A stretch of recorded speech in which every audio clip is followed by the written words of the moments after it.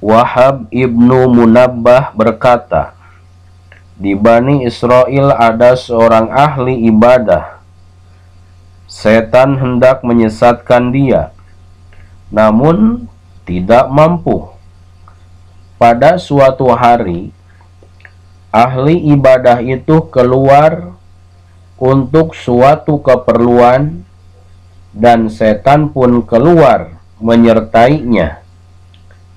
Supaya mendapatkan kesempatan, setan hendak menyesatkan lewat nafsu dan marah, namun tidak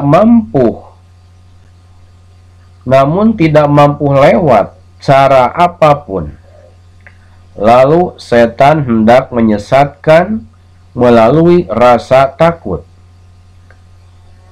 Setan menurunkan sebuah batu besar dari gunung, dan ketika batu itu hampir sampai kepada ahli ibadah, dia berzikir ingat kepada Allah Subhanahu wa Ta'ala, dan batu itu pun tidak mengenai salah satu pun anggota badannya.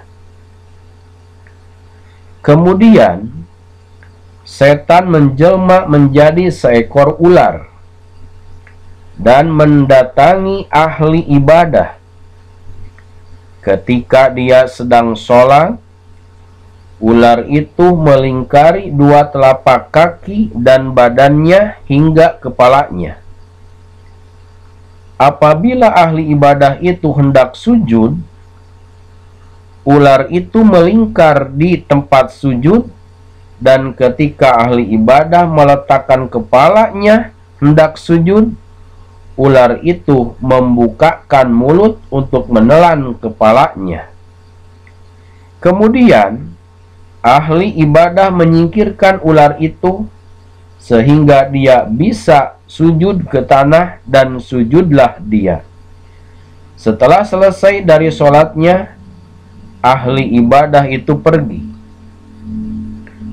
Datanglah setan kepadanya dan berkata, "Aku telah menggodamu dengan berbagai cara, namun aku tidak mampu menyesatkanmu sedikit pun. Akhirnya timbul rasa ingin bersahabat denganmu. Aku berjanji tidak akan menyesatkanmu setelah hari ini." Ahli ibadah berkata kepada setan, "Tidak. Ketika kamu menakutkanku, lalu aku merasa takut disesatkan olehmu. Alhamdulillah, aku diselamatkan dari kejahatanmu. Sampai hari ini pun aku tetap tidak butuh bersahabat denganmu." Kemudian setan berkata, "Apakah kamu tidak menanyakan keluargamu apa yang menimpa mereka setelah kamu mati?" Ahli ibadah berkata, "Mereka telah mati sebelumku."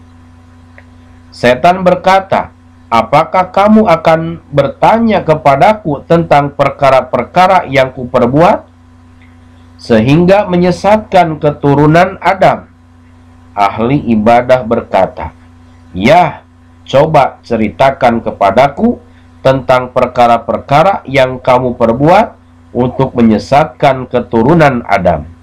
Setan berkata, "Aku menyesatkan mereka dengan tiga perkara, yaitu kikir, marah, dan mabuk.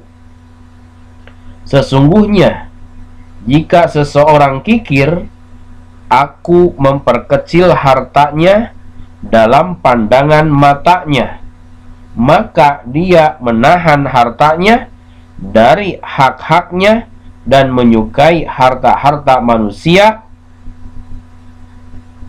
dan menyukai harta-harta orang lain."